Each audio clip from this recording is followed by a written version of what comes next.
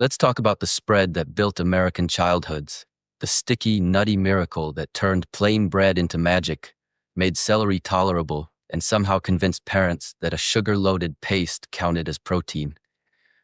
Today, we're exposing the 5 biggest peanut butter disasters that transformed childhood comfort into corporate crime scenes, plus the 3 brands that still remember that peanuts, not sugar, not stabilizers, are supposed to be the main ingredient.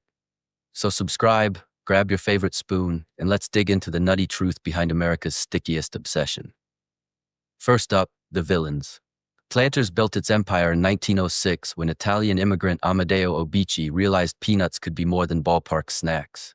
By 1916, Mr. Peanut, top hat, monocle, and eternal swagger, became an icon of quality and craftsmanship. For a century, planters dominated the nut industry with real expertise. But when they entered peanut butter, everything fell apart. Instead of delivering a spread worthy of their legacy, they created a sugary, artificial-tasting paste with barely any real peanut flavor. Despite having access to premium peanuts, Planters peanut butter tastes like sweetened glue with a faint, nutty memory. It contains more sugar per serving than some candy bars, plus high fructose corn syrup, molasses, and hydrogenated oils that create trans fats your arteries will happily reject. Stabilizers fuse everything into a pudding-like texture that never separates because it barely resembles peanuts. Yet they still charge premium prices, as if Mr. Peanut personally approved this disaster. Planters wasn't selling peanut butter. They were selling artificially engineered disappointment, wrapped in nostalgia. Next villain, Peter Pan. Launched in 1928, the brand thrived during the Great Depression and World War II by positioning itself as magical nutrition for families who couldn't afford meat. But that fairy tale collapsed in 2006 when their Georgia plant became a salmonella breeding ground. A leaking roof dripped water onto processing equipment. A storm-damaged sugar silo contaminated ingredients. Roasters were so old they couldn't heat peanuts evenly, perfect for bacteria. Conagra knew about these issues and kept production running anyway. The result, 425 people across 44 states got sick. Even without the salmonella, Peter Pan peanut butter is more candy than protein. Sugar, hydrogenated oils, salt, molasses, and an artificial smoothness that coats your mouth like edible plastic. The sweetness destroys any natural peanut flavor. Peter Pan turned childhood nostalgia into a bacterial roulette wheel, all to avoid repairing a roof. Then there's Skippy, the brand that revolutionized peanut butter in 1932 by stopping oil separation. It was a breakthrough that made stirring optional, which apparently was too much work for a generation that hand-washed clothes and walked uphill both ways to school. Skippy became iconic, but in 2022, their manufacturing collapsed so badly that metal fragments from broken machinery contaminated 161,000 pounds of peanut butter.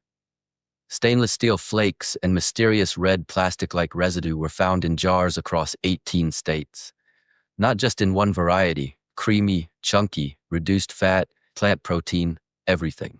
When industrial debris becomes a universal ingredient, your facility is a crime scene. And the taste? Pure sugar paste.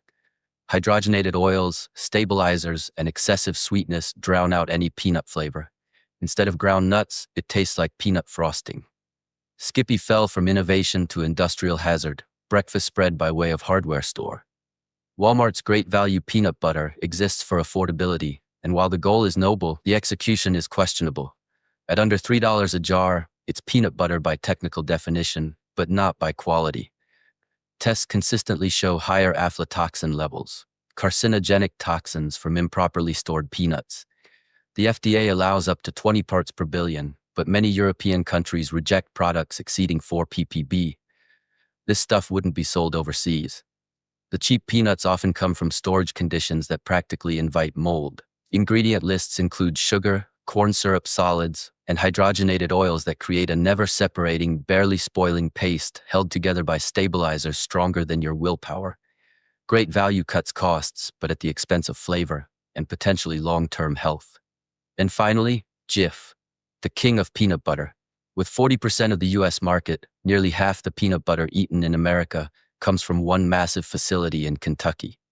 That's convenient, until you realize that same facility received 12 separate environmental warnings for salmonella before finally announcing a recall.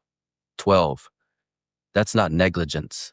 That's a calculated business decision. The contamination spread not just through jars of Jif, but into granola bars, cookies, ice cream, and school cafeteria items. Kids who never ate Jif still got sick because their snacks used Jif as an ingredient. One contaminated batch corrupted an entire supply chain. Meanwhile, Jif's formula is basically dessert. Sugar, more sugar, and just enough peanuts to legally qualify as peanut butter. Their choosy moms choose Jif slogan masked the truth. America's #1 peanut butter was quietly poisoning its own consumers while maintaining a straight-faced marketing campaign. Now let's talk about the heroes, the brands that still respect peanuts. Trader Joe's peanut butter contains just 2 ingredients: peanuts and salt. No sugar, no oils, no chemicals pretending to be food. The natural oil separation proves you're eating real peanuts, not a chemically stabilized candy spread. At $3-4 a jar, it's honest food at an honest price with flavor that's rich, nutty, and satisfying. This is peanut butter before corporate science got involved. Crazy Richards takes purity even further. 100% peanuts, no salt, no sugar, nothing added. It's intensely peanutty with an unprocessed flavor that exposes how much other brands rely on fillers. It requires stirring, but you're paying for actual peanuts, not an engineered product designed for convenience over quality. And then there's Costco's Kirkland Signature Organic Peanut Butter. Organic peanuts and sea salt, period. It's cheaper per ounce than most conventional spreads, and its quality rivals boutique brands. The flavor is clean, deeply nutty, balanced, and praised even by professional chefs. Costco proves that organic peanut butter doesn't need to be expensive when the goal is value, not profit maximization. In the end, the peanut butter aisle is the battlefield where childhood nostalgia meets corporate greed. And guess which one usually wins? Your sandwich deserves better than contaminated, sugar-bombed, artificially stabilized spreads that barely remember what a peanut tastes like. Choose the brands that honor real ingredients, real flavor, and real integrity.